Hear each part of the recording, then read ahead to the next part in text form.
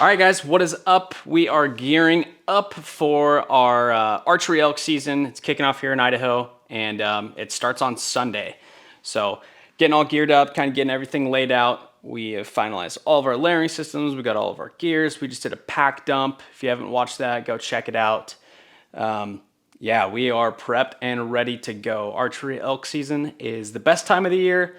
I don't care what anybody says. Elk are way better than mule deer because mule deer don't bugle. And man, it's just like, it's a team event, right? So we're just pumped. So with that being said, I'm going to go through my layering system that I'm taking with me. This will take care of me from temperatures ranging from 100 degrees and sunny and miserable all the way down to 30 degrees and hopefully a little bit of rain, a little bit of overcast, flurry of snow, bulls screaming, you know what I'm saying? So got all of our bases covered here. So let's start with some of the more extreme weather conditions. So rain gear, these are going to be pieces, I think they're not necessary for archery elk season, but I've been caught in a handful of rainstorms when the forecast didn't call for them at all. So I always bring a rain jacket with me. So this one is going to live in my pack all year long, just like I went over in our gear dump. This is the First Light Vapor Stormlight jacket. Super lightweight piece of rain gear, extremely light. I don't even know what the ounce count is, but just super lightweight. It's kind of quiet face fabric too, but it compacts down to basically next to nothing. So I can fit this in any pocket, any pocket on my pack. So that is always going to stay with me. It's worth having. I'll just take the weight penalty for that, which is very minimal. So next I got some rain pants. These are the First Light Boundary rain pants. Now this will be very weather dependent. So because we are hunting from a base camp and we're going to be hiking in every day or riding four-wheelers in every day, dirt bikes, so on and so forth. But we will be going back to a base camp every night. So we will be able to adjust our layering system accordingly based on the weather forecast. So if it's rainy, cold, got a lot of ground moisture or something, I will take these with me, and maybe I take them on the hike in the morning. As soon as we start chasing bugles, I'll take them off. But this is more of a luxury item. I don't think it's a necessity in early archery, but they're definitely nice to have because every now and then you get a nice cold snap, and if you got wet pants first thing in the morning, you're gonna be miserable all day long. So good thing to have. But the Boundary Stormtight pant, they're great. I used them all spring. Pretty quiet, all things considered, but most importantly, they compact down and they shed water really well. So now moving on to insulation pieces. Because it is September, it's more likely going to be warmer than it is cold. I don't need a massive puffy jacket. I don't need that much room taken up in my pack. So I did buy a puffy vest this year from First Light.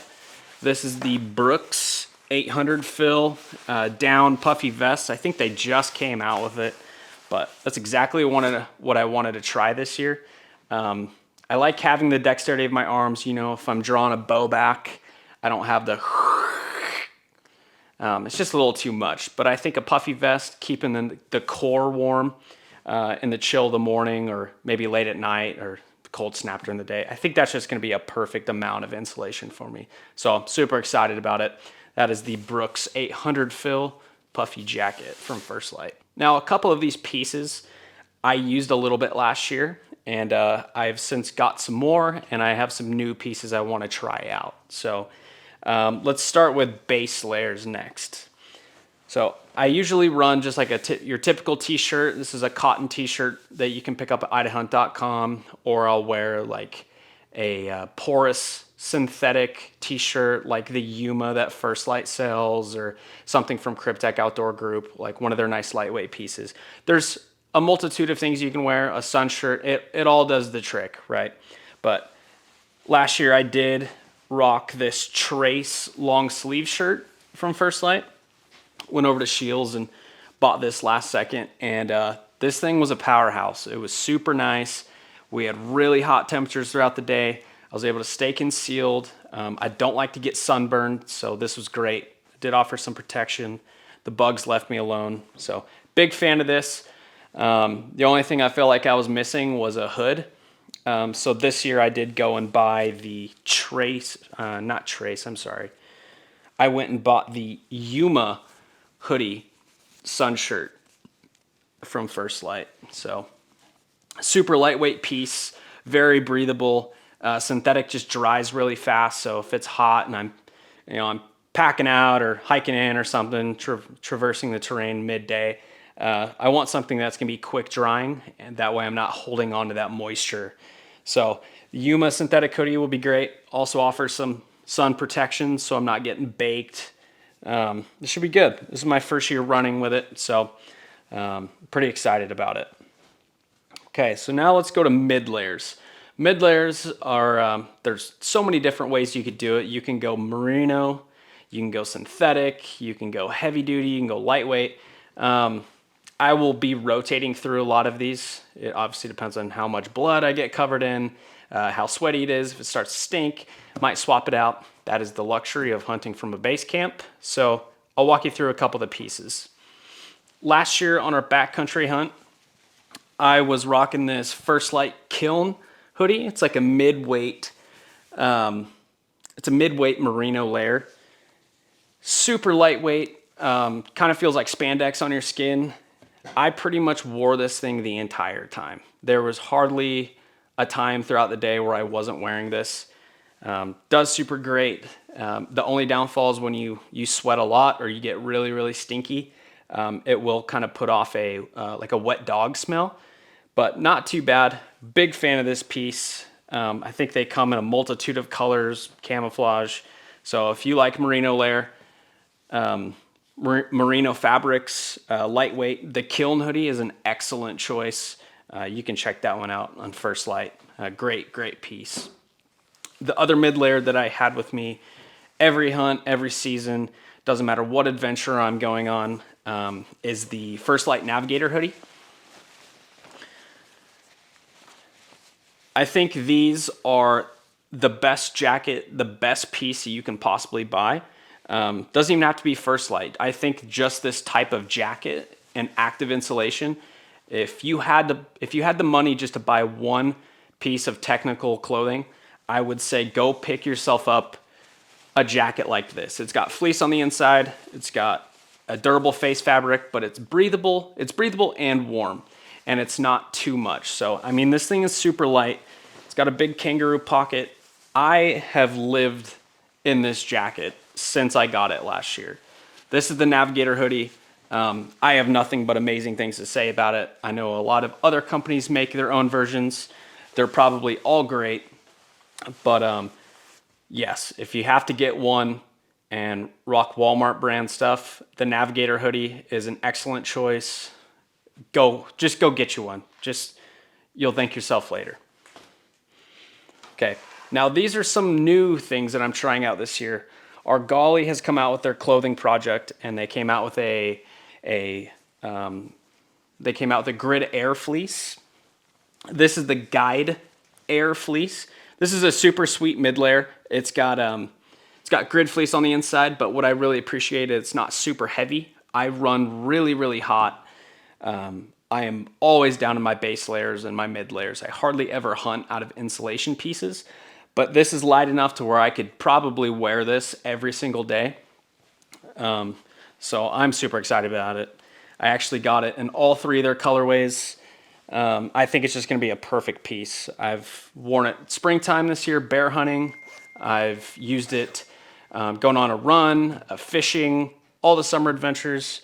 Just an excellent piece. You can never go wrong, and you can never have too many grid fleece sweatshirts. So big fan of this. I will be having this in my pack. I'll probably rotate through all of them because hopefully we're just packing bowls out, stacking them up. So I'm not really a snob when it comes to clothing, as you can tell. I'm not super biased on one or the other. I do like the Idaho companies.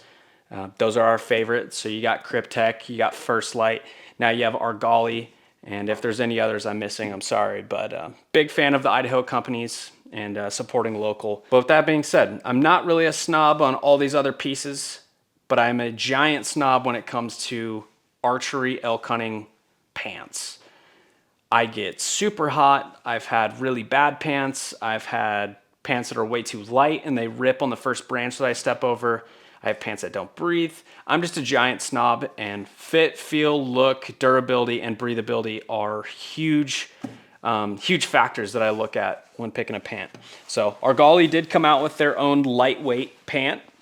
This is called the Vesper pant, and I wore these all springtime, and I am a giant fan of these. Last year I wore the First Light 308 pant, and those were also great. They were a little bit heavier. I did get pretty hot in them on those really, really hot days, like 90 degrees plus, 85 plus. So these pants I think are an upgrade from that. They got a longer zip on the side, a bigger vent, and you can definitely feel it every step you take. And the other thing that I've learned about myself is I'm a big fan of pants that have these horizontal pockets right on the front of your leg here. And these pants have two of them. They're stretch pockets. They're really easy to get into. And if you've ever worn Prana Zion pants, they were around forever. Just a great piece. You can usually get them at steep discounts. These pants remind me of those, but they're more durable. The fit and the feel of them are exactly like the Pranas. They're just a nice tapered fit. You don't have pants that are like all bell-bottomed out on the bottom and you're like swishing as you're walking through the woods, so you're forced to wear gaiters. I'm not even gonna wear gaiters with these pants just because they're tapered so perfectly. So really excited to wear these this fall. In fact, I got two colors. That way if I get one super bloody, I'm just gonna go put the other pair on. I'm super excited about them. So if you are in the market for some new hunting pants, or you're a pant snob like me, I highly recommend you go check out the Vesper pants from Argali, because they are the real deal. But that's it. That's all I'm taking. Of course, as we move into the later seasons and rifle, some of this stuff will change, move into some more insulation pieces. But if you guys have any questions, I know elk season is kicking off here. Any of the pieces that I went over here, or any other pieces that you've been looking at, chances are we are familiar with them in some way. So ask your questions either down below, send us a DM on Instagram, Facebook, YouTube, whatever it is, just reach out to us, and I promise we'll give you our honest and humble opinion on those pieces. So good luck this year, guys. If you're interested in our pack dump and all the other gear we're taking, go check out that video. Go check out Initial Ascent and their new duffel bags. I'm gonna put all these clothes right back inside of them. And good luck this fall. Hope you guys all shoot a giant. Thanks for watching, folks.